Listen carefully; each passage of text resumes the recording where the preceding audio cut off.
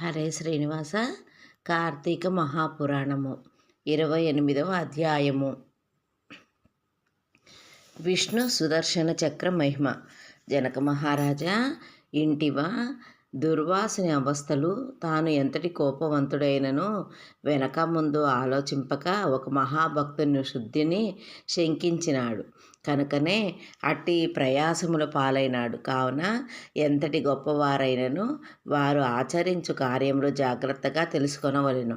అట్లా దుర్వాసుడు శ్రీమన్నారాయణ్ణి కడ సెలవు పొంది తనను వెన్నంటి తరుముచున్న విష్ణు చక్రాన్ని చూచి భయపడుచు తిరిగి మళ్ళీ భూలోకానికి వచ్చి అంబరీషుని కడికేగి, అంబరీష, ధర్మపాలక, నా తప్పు క్షమించు, నన్ను రక్షింపుము అని నీకు నాపై గల అనురాగముతో ద్వాదశీ పారాయణమునకు నన్ను ఆహ్వానించితివి.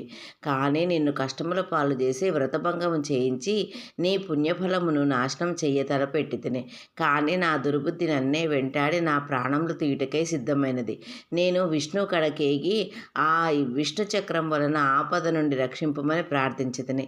ఆ పురాణ పురుషుడు నాకు జ్ఞానోదయము చేసి నీ వద్ద కేగమని చెప్పినాడు. కాన నీవే నాకు శరణ్యము.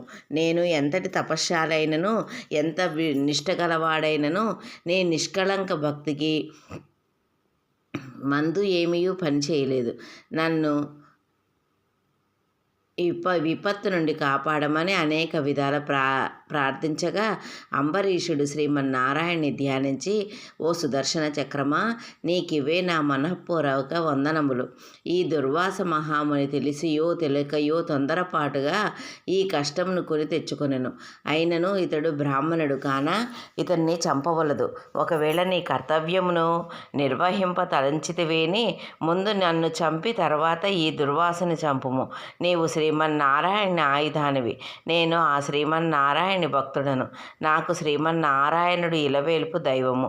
నీవు శ్రీహరి చేతిలో నుండి అనేక యుద్ధములలో అనేక మంది లోకకంటకులను చంపితివి, కానీ శరణు కోరిన వారిని ఇంతవరకు చంపలేదు. అందువలననే ఈ దుర్వాసుడు ముల్లోకములు తిరిగినను ఇతన్ని వెంటాడుచునే ఉన్నావు, కానీ చంపుటలేదు. దేవా, సురాసురాది భూతకోట్లున్నయో ఒక్కటిగా ఏకమైనను నిన్నేమీ చేయజాలవు.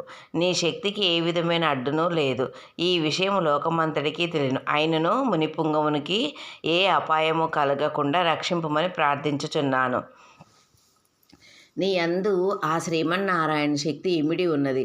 నిన్ను వేడుకొనుచున్నాను. నన్నును శరణు వేడిన ఈ దుర్వాసుని రక్షింపుము అని అనేక విధముల స్తుతించట వలన అతి రౌద్రాకారంతో నిప్పులుగా కక్కుచున్న విష్ణు చక్రాయుధము అంబరీషుని ప్రార్థనలు శాంతించి, ఓ భక్తాగ్రేసరా అంబరీష, నీ భక్తిని పరీక్షించుటకిట్లు చేసి తిని కానీ నేరు కాదు.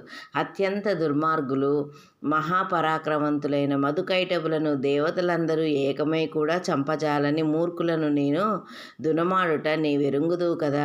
ఈ లోకంలో దుష్ట శిక్షణ శిష్ట రక్షణకై శ్రీహరి నన్ను వినియోగించి ముల్లోకములందు ధర్మమును స్థాపించుచుండెను. ఇది ఎల్లరకు తెలిసిన విషయమే.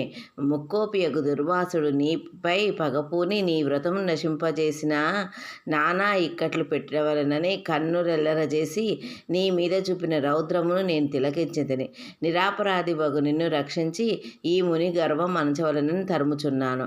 ఇతడు కూడా సామాన్యుడు కాడు. ఇతడు రుద్రాంశ సంభూతుడు, బ్రహ్మ తేజస్సు కలవాడు, మహా తపశ్శాలి. రుద్రతేజము భూలోక వాసుల అందరూ చంపగలదు, కానీ శక్తిలో నాకంటే ఎక్కువ ఏమీ కాదు.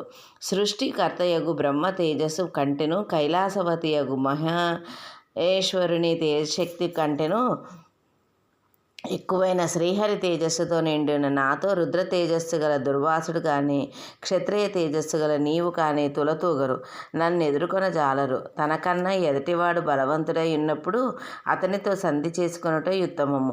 ఈ నీతిని ఆచరించి వాళ్ళు ఎటువంటి విపత్తుల నుండి అయినను తప్పించుకొనగలరు.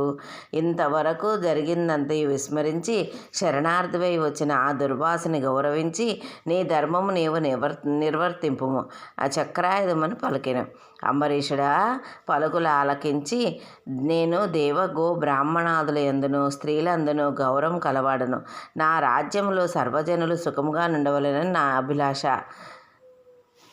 కాన శరణు కోరిన ఈ దుర్వాసుని నన్ను కరుణించి రక్షింపమని వేల కొలది అగ్నిదేవతలు కోట్ల కొలది సూర్యమండలములు ఏకమైనను నీ శక్తికి తేజస్సుకు సాటిరావు. నీ వట్టి తేజోరాశివి. మహావిష్ణువు లోకనిందితులపై లోకకంటకులపై దేవ గో బ్రాహ్మణ హింస పరులపై నిన్ను ప్రయోగించి వారిని శిక్షించి తన కుక్షి ఎందున్న 14 లోకములను కంటికి రెప్పవలే కాపాడుచున్నాడు. కాన నీకివే నా మనఃపూర్వక నమస్కృతులు అని పలికి చక్రాయుధు పాదములపై పడెను. అంతట సుదర్శన చక్రము అంబరీషుని లేవదీసి గాఢలింగనమునొచ్చి, అంబరీష, నీ నిష్కళంక భక్తికి మెచ్చితిని. విష్ణు స్తోత్రము 3 కాలముల యందు నెవరు పఠింతురో, ఎవరు దాన ధర్మములతో పుణ్యఫలమును వృద్ధి చేసుకుందురో, ఎవరు పరులను హింసించక పరధనములు నాశపడగా పరస్త్రీలను చెరపట్టగా గోహత్య బ్రాహ్మణ హత్య శిశుహత్య ఆది మహాపాతకములు చెయ్యకుందురో అట్టి వారి కష్టములు నశించి ఇహమునందును పరమునందును సర్వసౌఖ్యములతో తులతూగుదురు. కాన నిన్ను దుర్వాసుని రక్షించుచున్నాను. నీ ద్వాదశీ వ్రత ప్రభావం చాలా గొప్పది. నీ పుణ్యఫలమందు ఈ మునిపుంగువు నీ తపశ్శక్తి పని చేయలేదు అని చెప్పి అతన్ని ఆశీర్వదించి అదృశ్యమయ్యను. ఇట్లు స్కాంద పురాణాంతర్గత వశిష్ఠ ప్రోక్త కార్తీక మాహత్యమందలి 28వ 28వ రోజు పారాయణం సమాప్తం. జై శ్రీమన్నారాయణ.